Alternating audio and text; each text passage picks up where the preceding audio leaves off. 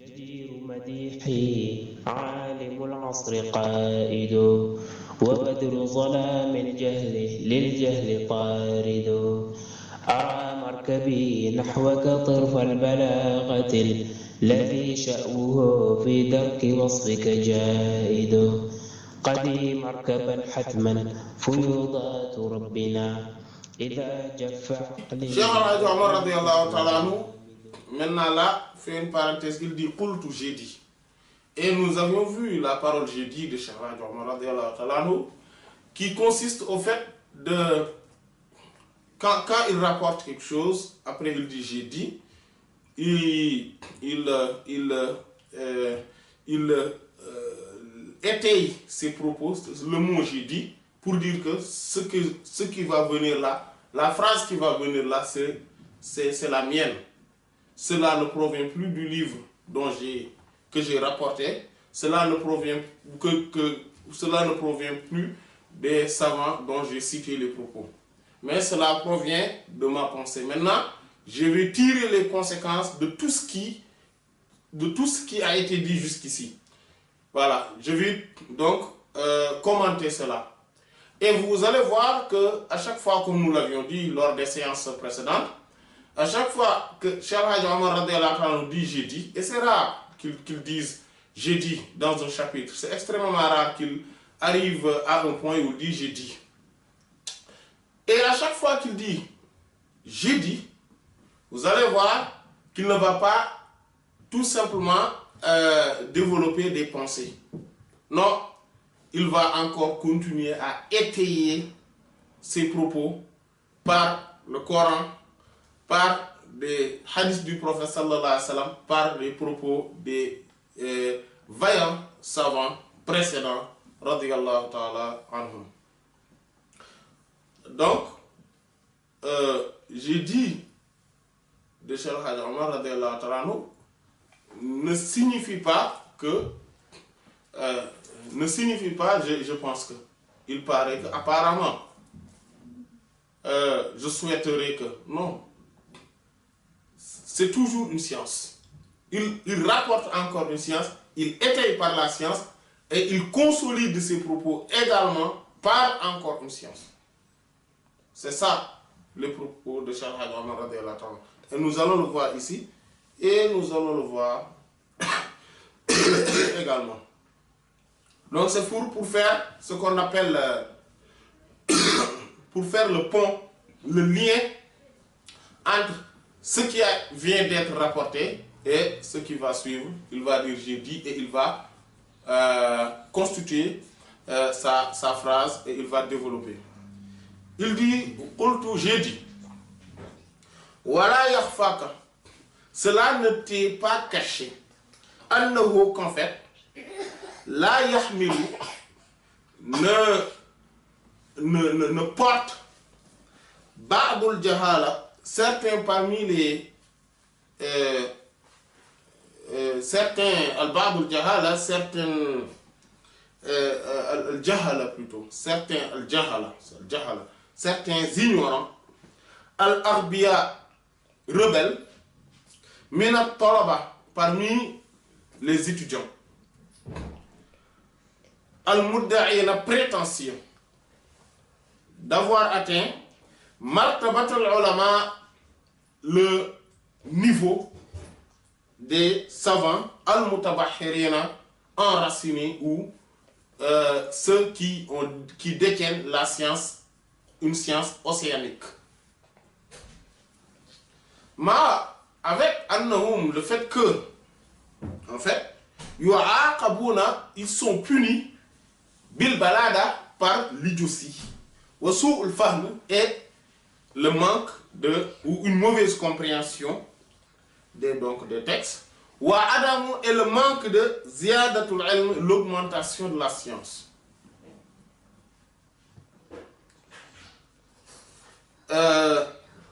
Ma balahu, alors qu'en fait ma balahu, la réalité est qu'ils n'ont pas accédé, ils n'ont pas atteint martabatal muta'allim, le niveau des élèves, d'un vrai élève digne de son nom, Ils n'ont même pas atteint ce niveau-là.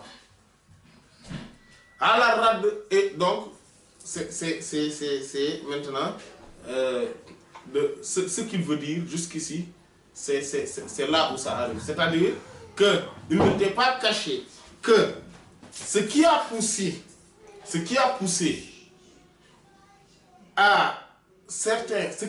certains ignorants, rebelles, à se rebeller.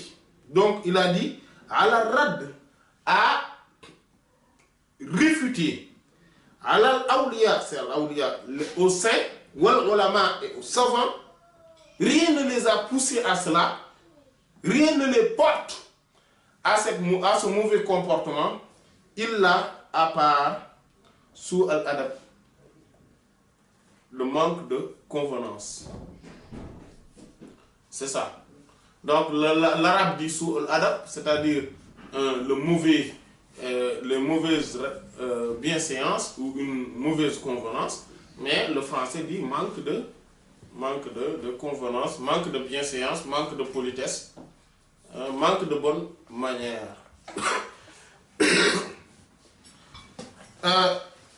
Avant de continuer, on va regarder à peu près ce qu'il a dit. Radiyallahu ta'ala anhu, wardahu wa nabi.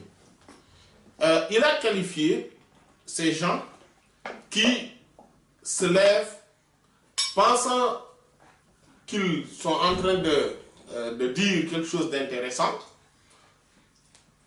se lèvent et essaient de réfuter, c'est-à-dire qu'on va réfuter les savants ou les saints. Et il dit que rien ne les pousse à cela, à part quoi? À part le manque de convenance.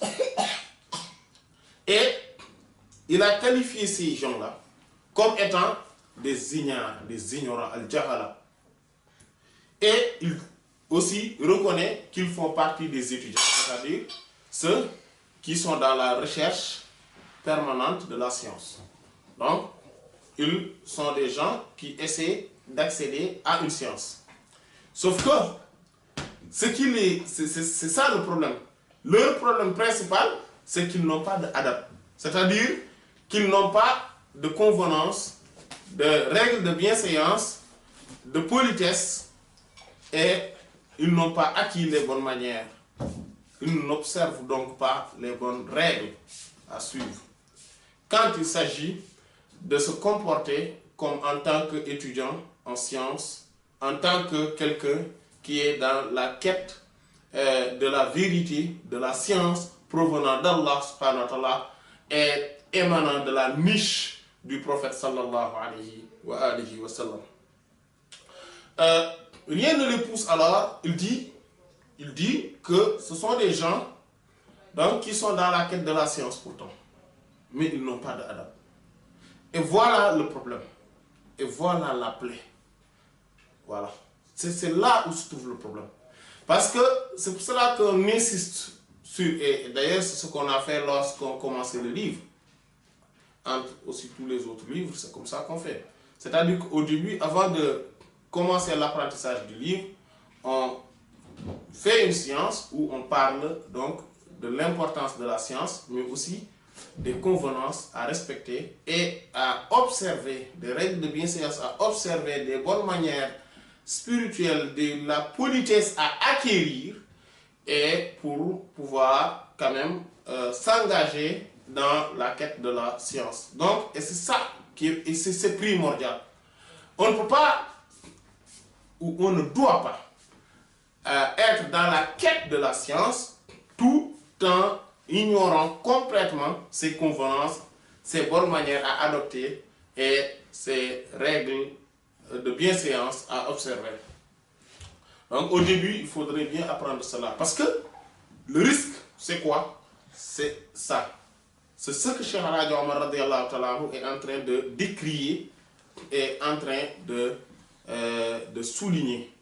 C'est-à-dire le fait de manquer de convenance alors qu'on est dans la quête de la science et on ne s'en rend pas compte qu'on est en train de se mettre dans la gueule du loup, c'est-à-dire dans la damnation.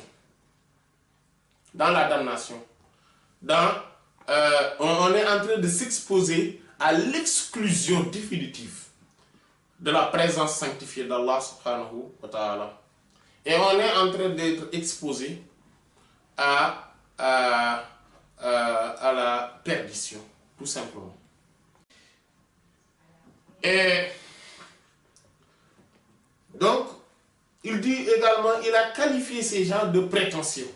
Donc c'est pour ça qu'il dit que, donc il les a qualifiés d'ignorants, d'ignards, rebelles parmi les étudiants, donc ceux qui étudient la science, les sciences religieuses, mais aussi il les a qualifiés de prétentieux d'avoir atteint le degré des savants qui disposent, qui sont enracinés dans la science et qui disposent d'une science océanique.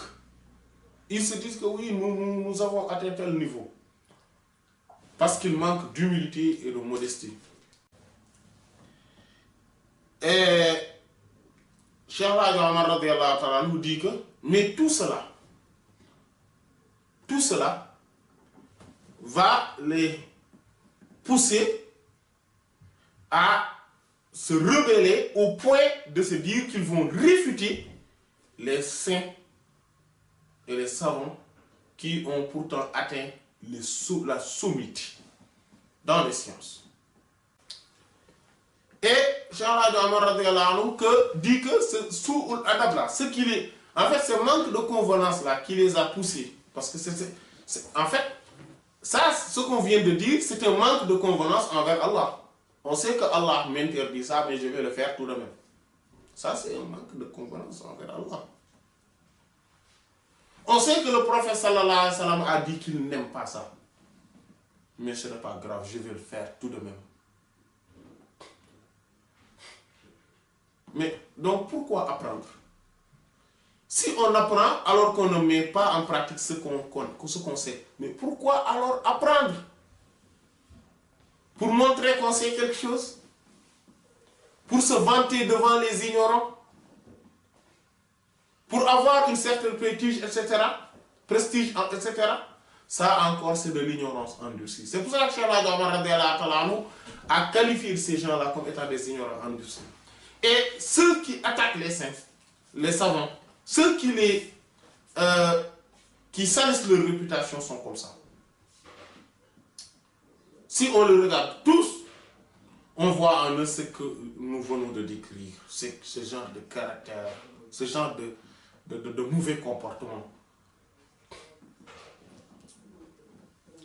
Et il dit que donc, rien ne les a poussés à les attaquer, à part ce manque de convenance.